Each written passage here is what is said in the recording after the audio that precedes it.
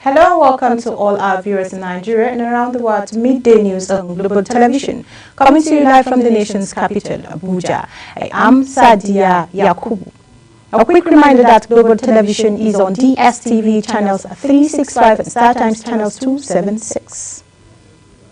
The federal government has yielded strike by the Madras,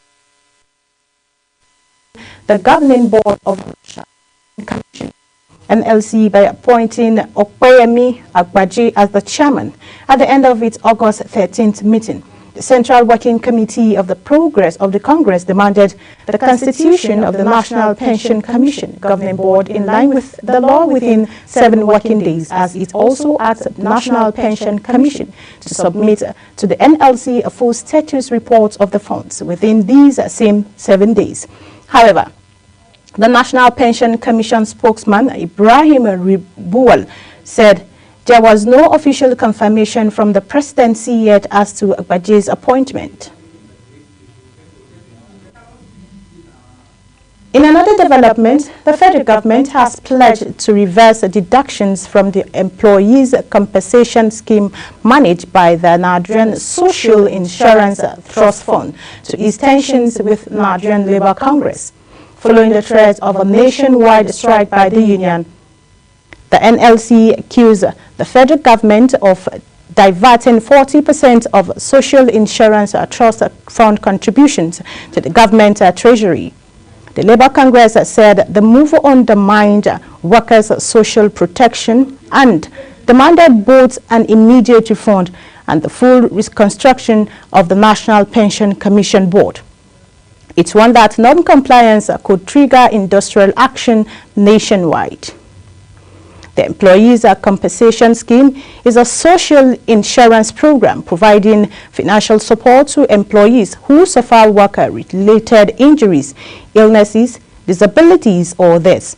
The scheme is funded entirely by employers' contributions, typically around 1% of monthly payroll, with no contributions required from employees.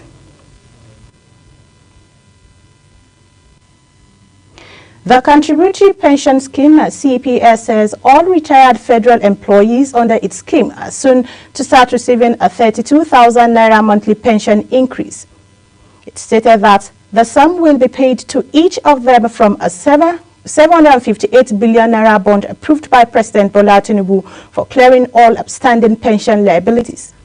President Tinubu approved the bond to ensure that the retirees also benefited from the National Minimum Wage Amendment Act 2024 and consequential adjustment.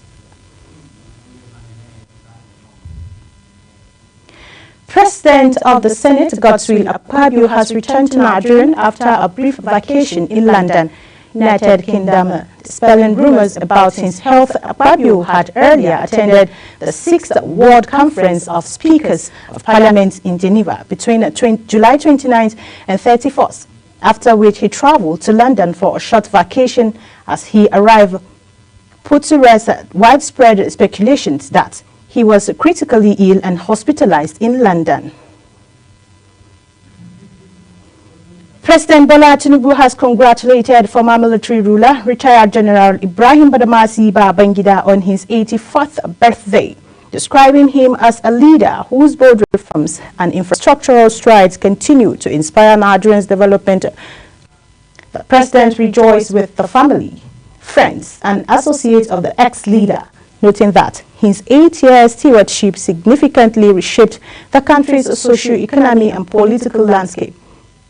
Tinubu celebrated Babangida's distinguished military career, noting that the retired military general will be remembered for massive investments in infrastructure, most notably at the Third Mainland Bridge, and for economic reforms that the Nigerian economy and widen the opportunities for growth.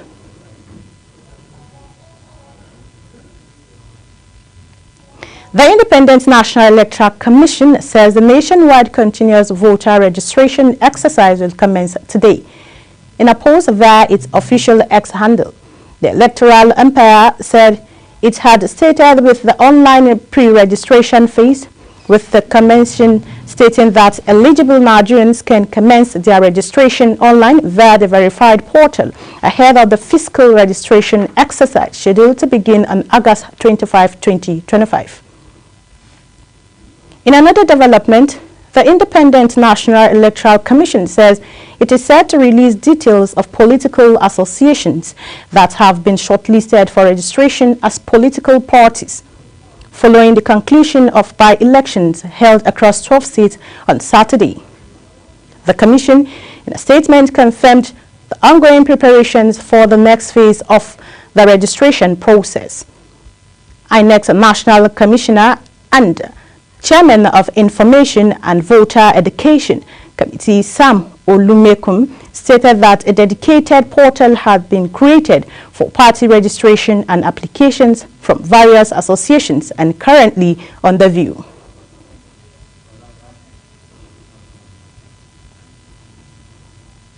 The civil society organizations and community advancement and humanitarian empowerment initiatives are United Nations organize a platform that coordinates and promotes civil society organizations and community-based organizations in Nigeria, has expressed concern over the low voter turnout during Saturday's national and state assembly by-elections across the country. In a statement released and signed by its Director General, Kunle Yusuf, has called on the Independent National Electoral Commission, INEC, to adopt a more strategic and proactive communication approach while intensifying voter education efforts to boost citizen participation in future elections. The organization also extended sincere appreciation to all its alliance members who were accredited by INEC as election observers nationwide.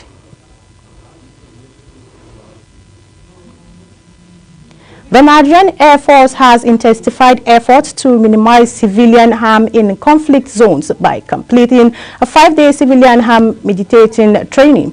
It is contained in a statement released by the Force Director of Public Relations and Information, Air Commodore Ehim Ejodami in Abuja, stated that the course held at the Air Welfare and Doctrine Center, Abuja, brought together pilots, UAV operators, legal officers, specialists, and public relation experts. Edodame said the training, directed by the Chief of the Air Staff, Air Marshal Hassan Abubakar, would run in 3 batches. The United Nations Children's Fund, the UNICEF, has lamented funding shortfall while calling on Nigerians to get involved in local humanitarian efforts through donations, volunteering and advocacy following the recent cuts of funding by U.S. government.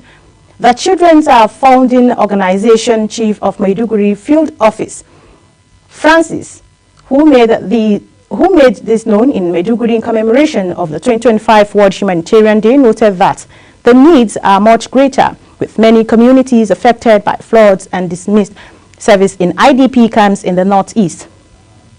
He also noted that of the $255 million needed for humanitarian operations in 2025, the organization has only received $95 million, leaving a significant gap of $160 million, marking a 67% gap. You're watching the live broadcast of Midday News. When Midday News returns, New Zealand says it will no longer accept paper student visa applications by September 18. Details coming shortly, plus business and sports stories on the other side of this break. Please stay with us.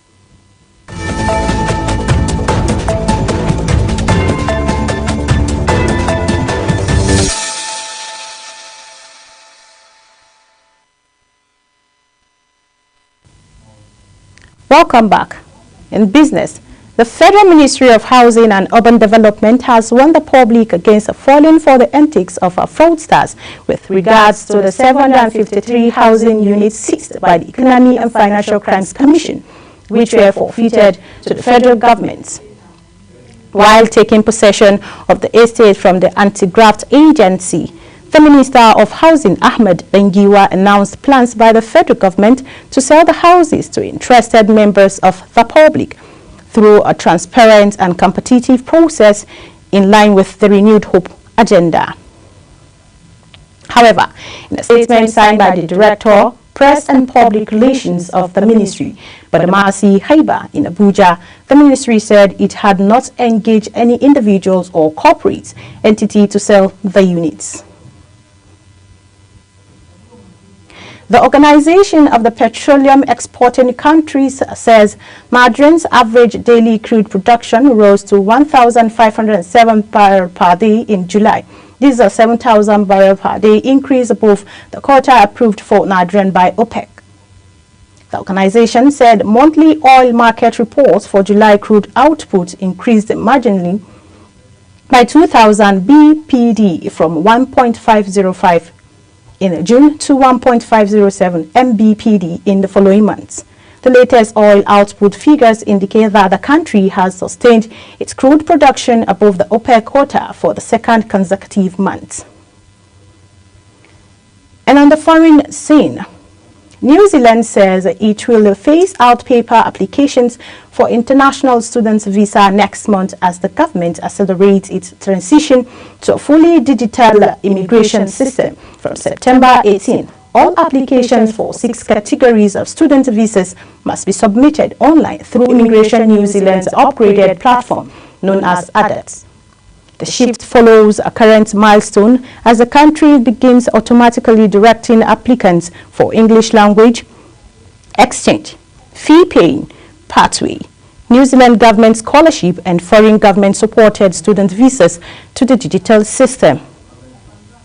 Any applications submitted on the old platform before August 17 will continue to be processed, while draft applications must be finalized and lodged by September 17th.